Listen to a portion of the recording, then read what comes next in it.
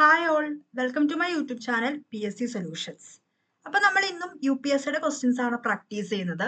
ഇത് നമ്മൾ 1981ലെയും 1980ലെയും 1980ലെയും 81ലും UPSC ചോദിച്ച ജോഗ്രഫിയുടെ ക്വസ്റ്റ്യൻസ് ആണ് ഇന്ന് നമ്മൾ ഡിസ്കസ് ചെയ്യുന്നത്. അപ്പോൾ നമ്മൾ 1979ലെ വീഡിയോ അപ്ലോഡ് ചെയ്തായിരുന്നു. പൊളിറ്റി കംപ്ലീറ്റ് ക്വസ്റ്റ്യൻസും മോഡേൺ ഹിസ്റ്ററി കംപ്ലീറ്റ് ക്വസ്റ്റ്യൻസും നമ്മൾ ഓൾറെഡി അപ്ലോഡ് ചെയ്ത് കഴിഞ്ഞു. ഓക്കെ, അപ്പോൾ നമുക്ക് ക്ലാസ്സിലേക്ക് കിടക്കാം. First question: The Bhilai steel plant was set up with the collaboration of the USSR. USSR എന്ന് പറയുന്നത് ഏതാണ്? റഷ്യയാണ്. നമ്മുടെ SCRT കിടക്കുന്ന ഒരു ഫാക്റ്റ് ആണത് അല്ലേ? The Bhilai steel plant was set up with the collaboration of USSR. Rourkela ഏതായിരുന്നു? ജർമ്മനിയാണ് അല്ലേ? Plan with the collaboration of Germany. Durgapur ഏതാണ്? നമുക്കറിയാം. ഉത്തരം ഓപ്ഷൻ എ ആണ്, ബ്രിട്ടൻ ആണ്. ബ്രിട്ടൻ നമ്മുടെ PSC ഇപ്പോഴും ചോദിക്കുന്ന ഒരു ക്വസ്റ്റ്യൻ ആണ്.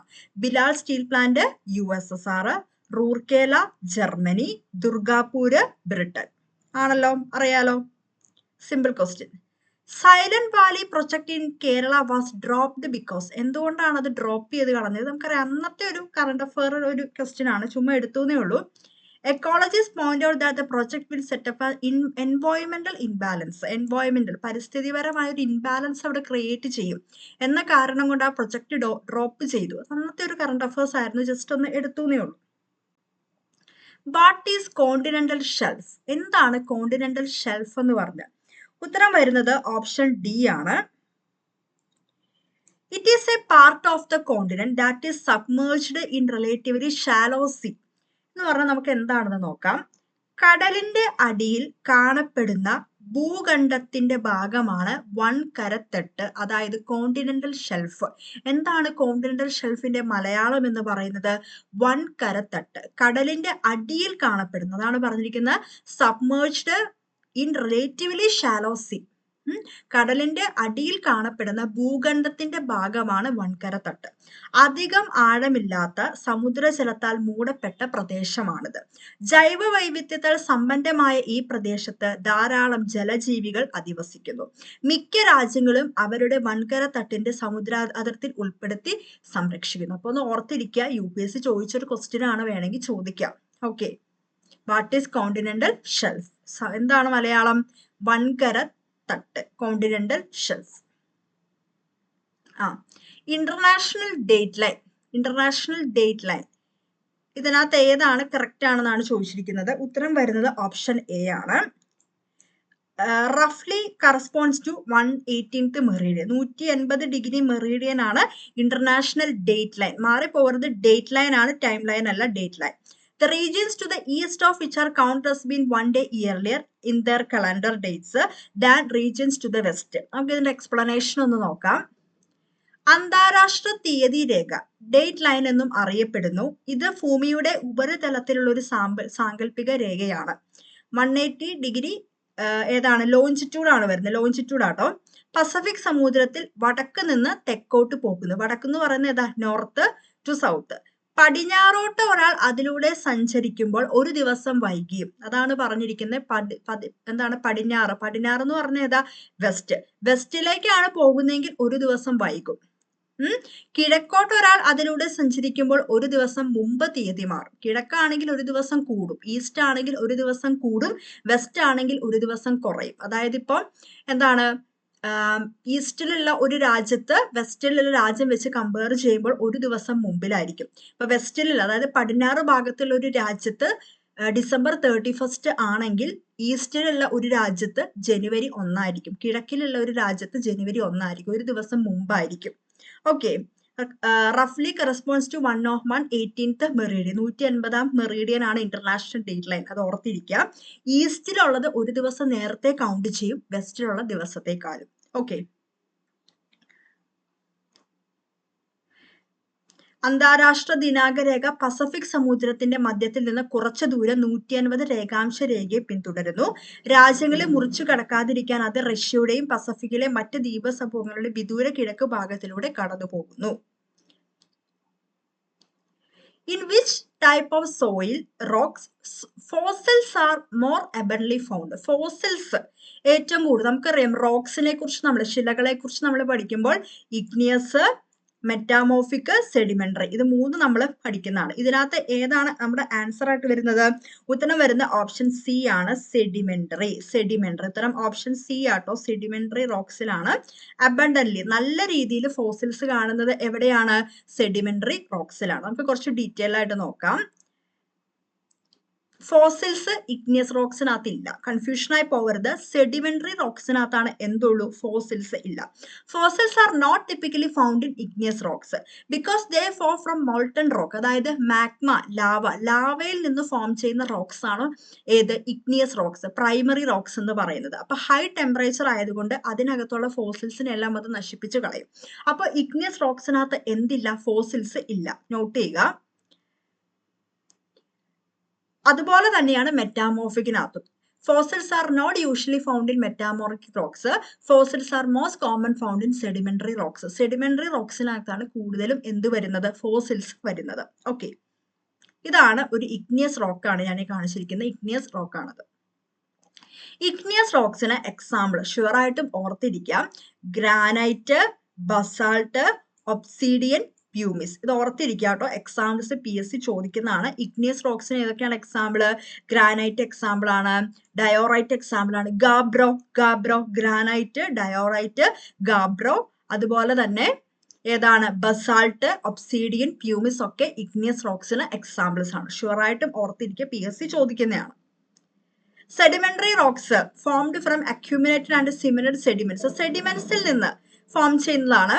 ഇതിന് എക്സാമ്പിൾ ചോദിക്കുന്നതാണ് limestone, sandstone, shale, conglomerate and call. ഷുവറായിട്ടും ഓർത്തിരിക്കുക. Limestone, sandstone, shale, conglomerate and call. ഓർത്തിരിക്കുക കേട്ടോ examples. Common sedimentary rocks include. പിന്നെയും കുറച്ച് എക്സാമ്പിൾസും കൂടി ഉണ്ട്.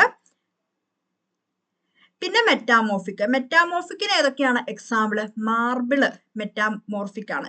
മെറ്റാമോർഫിക് എന്ന് പറഞ്ഞാൽ എന്താ? രൂപം മാറി വരുന്നതാണ്. ഓക്കെ, മാറി വരുന്നതാണ്. ലൈംസ്റ്റോണിന്റെ ഇതാണ് a metamorphic rock that was once limestone ആയിരുന്നു, പിന്നെ അതിന് രൂപമാറ്റം സംഭവിച്ച് അത് മാർബിൾ ആയിട്ട് മാറി. പിന്നെ സ്ലേറ്റ് ഇമ്പോർട്ടന്റ് ആണ്. പിന്നെ ക്വാർട്ടൈസ്, ഇതെല്ലാം നോട്ട് ചെയ്യാട്ടോ. ഇതെല്ലാം PSC ചോദിക്കാറുള്ളതാണ് ഉറപ്പായിട്ടും. ഗ്രാനൈറ്റിന് ഇത് മാറി മെറ്റാമോർഫിക് ആയിട്ട് മാറുന്നതാണ് ജെനസിസ് എന്ന് പറയുന്നത്. ഓക്കെ, അപ്പോൾ ഉറപ്പായിട്ടും ഇതെല്ലാം ഷുവറായിട്ടും, എനിക്ക് പ്രൊനൗൺസിയേഷൻ കുറച്ച് ഡൗട്ട് ഉണ്ട് കേട്ടോ. അപ്പോൾ ഇതെല്ലാം ഷുവറായിട്ടും പഠിക്കുക. എക്സാമ്പിൾസ് വളരെ ഇമ്പോർട്ടൻ്റ് ആണ്. മാർബിൾ, സ്ലേറ്റ്, ക്വാർട്ടൈസ്, ഇതെല്ലാം മെറ്റാമോർഫിക് റോക്സിന് എക്സാമ്പിൾസ് ആണ്. സെഡിമെന്ററി റോക്കിന് എക്സാമ്പിൾ ആണ് സാൻഡ്സ്റ്റോൺ, ലൈംസ്റ്റോൺ, കോൺഗ്ലോമറേറ്റ്, ഷെയിൽ, അതൊക്കെ അതിന് എക്സാമ്പിൾ ആണ്. ഇഗ്നിയസ് റോക്കിന് എക്സാമ്പിൾ ആണ് ഗ്രാനൈറ്റ്, ബസാൾട്ട്, ഡയോറൈറ്റ്, ഗാബ്രോ. അതൊക്കെ ഏതിനാണ്? ഇഗ്നിയസിന് എക്സാമ്പിൾ ആണ്. അപ്പൊ കൺഫ്യൂഷനായി പോകരുത്, ഉറപ്പായിട്ടും പഠിക്കുക. അപ്പൊ നമ്മൾ കണ്ടു in which type of rocks fossils are most abundantly found. Sedimentary റോക്സിലാണ് ഏറ്റവും കൂടുതൽ ഫോസിൽസ് നമുക്ക് കാണാനായിട്ട് സാധിക്കുന്നത്.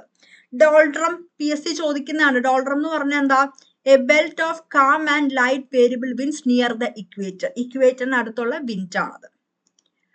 A narrow strip of land bordered on both sides by water connecting to larger bodies of land. അതിന് നമ്മൾ എന്തെന്നാണ് പറയുന്നത്? ഉത്തരം വരുന്ന ഓപ്ഷൻ സി ആണ്, ഇസ്തുമസ് ആണ്. ഇങ്ങനെയുള്ള കാര്യങ്ങൾ ഉറപ്പായിട്ട് നോട്ട് ചെയ്യുക കേട്ടോ.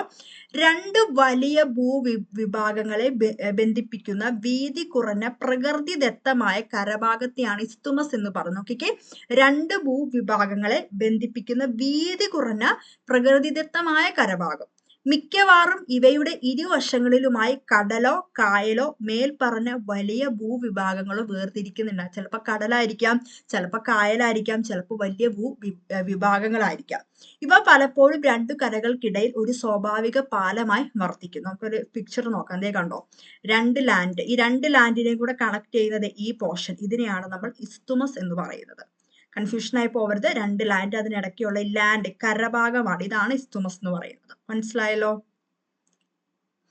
അടുത്ത question, heavy rainfalls affect soil by. ശക്തമായ മഴ, തീവ്രമായ മഴ വന്നാൽ എങ്ങനെയാണ് ബാധിക്കുന്നത്?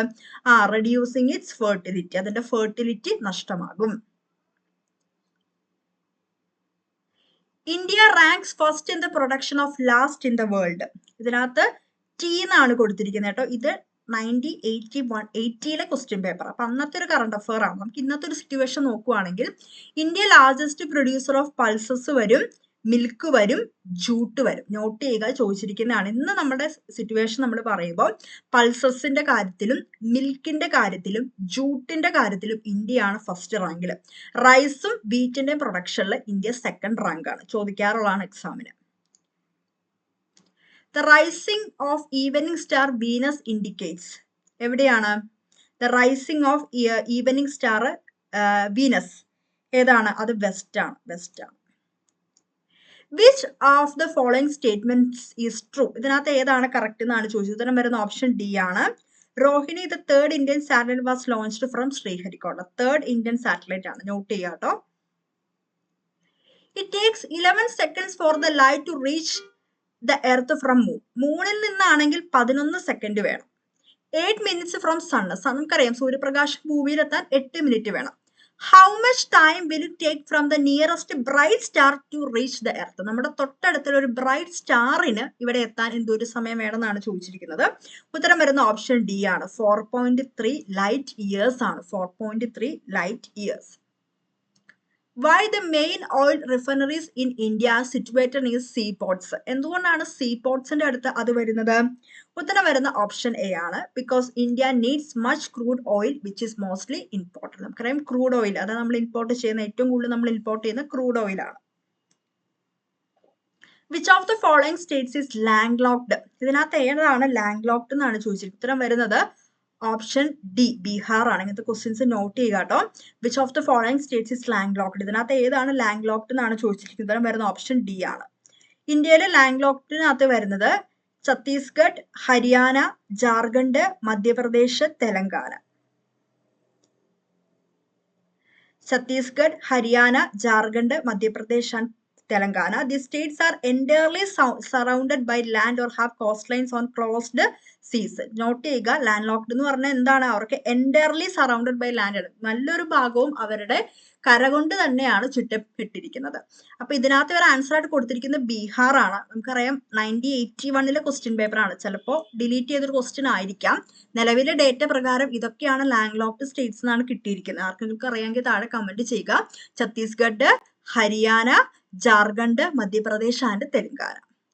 പിന്നെ ലൂണി, ഇത് എക്സാമിന് ചോദിക്കുന്നതാണ്. Luni is a notable example of a land locked river. ഇന്ത്യയിലെ ലാൻഡ് ലോക്ക്ഡ് റിവറിന് എക്സാമ്പിൾ ആണ് ലൂണി. അതിന്റെ അർത്ഥം എന്താണ്? It doesn't flow in to a sea or ocean. ഒരു കടലിലേക്കോ ഒരു സമുദ്രത്തിലേക്കോ ചെന്നത് വീഴുന്നില്ല. But instead ends in the marshy lands of the Rann of Kutch in Gujarat. ഗുജറാത്തിലെ റാൻ ഓഫ് കച്ചിൽ തന്നെയാണ്, അവിടെ തന്നെയാണ്. വേറെ എങ്ങോട്ടും ഒഴുകുന്നില്ല, കരയാൽ ചുറ്റപ്പെട്ടതാണ്. അതാണ് ഇതിന്റെ പ്രത്യേകത. എക്സാമിന് ചോദിക്കുന്ന കേട്ടോ. Land locked river in India ചോദിക്കുവാണെങ്കിൽ ലൂണി റിവർ ആണ്. പിന്നെ നമ്മുടെ കേരളത്തിലെ Pamba river. The Pamba river is considered a landlocked river as it originates and flow entirely within the state, eventually emptying into the Vembanad Lake. എന്നാണ് എക്സ്പ്ലനേഷൻ കൊടുത്തിരിക്കുന്നത്. ആർക്കെങ്കിലും ഇതല്ല വേറെ ആണെങ്കിൽ താഴെ കമന്റ് ചെയ്യാട്ടോ. ഇതാണ് എനിക്ക് കിട്ടിയ ഡേറ്റ. ലാൻഡ് ഡിസ്ട്രിക്ട്സിനകത്ത് വന്നിരിക്കുന്നത് ഇടുക്കിയും പത്തനംതിട്ട എന്നാണ് കിട്ടിയിരിക്കുന്നത്. ഓക്കെ, ലാൻഡ് ലോക്ക്ഡ് ഡിസ്ട്രിക്ട്സ് കേരളയുടെ ഇടുക്കി ആൻഡ് പത്തനംതിട്ട എന്നാണ് കിട്ടിയിരിക്കുന്നത്. Okay. When a person moves from poles to equator, the population of plants and animals will എങ്ങനെയായിരിക്കും? ഇൻക്രീസ് അല്ലെ? പോൾസ് എന്ന് പറയുമ്പോൾ നമുക്കറിയാം അവിടെ മുഴുവൻ മഞ്ഞാണ്. അപ്പൊ പോൾസിൽ നിന്ന് ഇക്വേറ്ററിലേക്ക് എത്തുമ്പോൾ ആനിമൽസിന്റെയും പ്ലാന്റ്സിന്റെ ഒക്കെ പോപ്പുലേഷൻ അവിടെ കൂടുതലായിരിക്കും. Which soil is best suited for paddy crop? ഏതാണ്? ലോമി സോയിൽ ആണ്. ഉത്തരം ഓപ്ഷൻ ബി ആണ്, ലോമി സോയിൽ. ക്വസ്റ്റ്യൻസ് ബ്ലാക്ക് സോയിൽ എന്തിനാ? കോട്ടന്റെ, പരുത്തിയുടെ ഇതിനു വേണ്ടി. ഫോറസ്റ്റ് ഹെൽപ്പ് ഇൻ എന്തിനു വേണ്ടി ഫോറസ്റ്റ് നമ്മളെ സഹായിക്കുന്നത്? Soil protection. Different seasons are formed because seasons ഉണ്ടാവാനുള്ള കാരണം എന്താ? റെവല്യൂഷൻ ആണ്. Revolution of the earth around the sun on its orbit. ശ്രദ്ധിക്കുക, സീസൺസ് ഉണ്ടാകുന്ന റെവല്യൂഷൻ മൂലമാണ്. ആ സ്ഥാനത്ത് ക്ലൈമറ്റ്, വെതർ ഒക്കെ ഉണ്ടാകുന്ന റൊട്ടേഷൻ മൂലമാണ്. വെതർ എന്ന് പറഞ്ഞത് റൊട്ടേഷൻ മൂലം, സീസൺസ് ഉണ്ടാകുന്നത് റെവല്യൂഷൻ ഓഫ് എർത്ത് ആണ്. കൺഫ്യൂഷൻ ആയി പോകരുത്. അടുത്തത് earthquakes are caused due to. Earthquakes ഉണ്ടാകുന്നതിന്റെ കാരണം എന്താണ്? ഉത്തരം ഓപ്ഷൻ ഡി ആണ്. Movement of a part of earth surface on account of the faulting of rocks.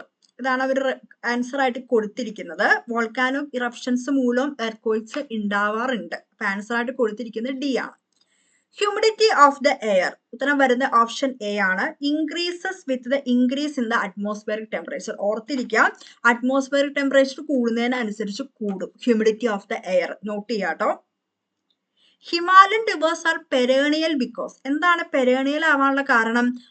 They flow from inexhaustible springs in the Himalaya. Springs എന്ന് പറഞ്ഞാൽ എന്താ? ഉറവകളിൽ നിന്നാണ് ഫ്ലോ ചെയ്യുന്നത്. Okay. Why is there a severe difference in the climate of northern and southern hemisphere? നമുക്കറിയാം രണ്ട് hemispheres ആയിട്ട് divide ചെയ്തിട്ടുണ്ട്. എന്തുകൊണ്ടാണ്? രണ്ട് റീസണും വരും അല്ലെ? Due to the rotation of എർത്തും വരും, due to the revolution of എർത്തും വരും. ആൻസർ ഏതാണ്? സി ആണ്. Both of the above. Answer C ആണ്. ഇത് രണ്ടും എർത്തിന്റെ റൊട്ടേഷനും എർത്തിന്റെ റെവല്യൂഷനും അതിന് കാരണമാണ്. ഇപ്പൊ നമ്മൾ പഠിച്ചു റെവല്യൂഷൻ മൂലമാണ് സീസൺസ് ഉണ്ടാവുന്നത്, നമ്മൾ പഠിച്ചു. ഓക്കെ, അപ്പൊ നമ്മൾ ഇന്ന് ഡിസ്കസ് ചെയ്ത 1980ലും 1981ലും UPSC ചോദിച്ച ജോഗ്രഫി ക്വസ്റ്റ്യൻസ് ആണ്. ഉറപ്പായിട്ടും പ്രാക്ടീസ് ചെയ്യുക. ഇതിനകത്ത് റോക്സ്, സെഡിമെന്ററി, ഇഗ്നിയസ്, മെറ്റാമോർഫിക് അത് എന്താണെന്നും അത് പ്രത്യേകത എന്താണെന്നും അതുപോലെ തന്നെ അതിന്റെ എക്സാമ്പിൾസും ഷുവർ ആയിട്ടും പഠിച്ചിരിക്കുക. ഓക്കെ, അതൊക്കെ വളരെ ഇമ്പോർട്ടൻ്റ് ആണ്. PSC ഇപ്പോഴും ചോദിക്കുന്ന ഫാക്ട്സ് ആണ്. അപ്പൊ ക്ലാസ് ഇഷ്ടപ്പെട്ടാൽ ഒന്ന് ലൈക്ക് ചെയ്യുക, ഷെയർ ചെയ്യുക, സബ്സ്ക്രൈബ് ചെയ്യുക. Thank you.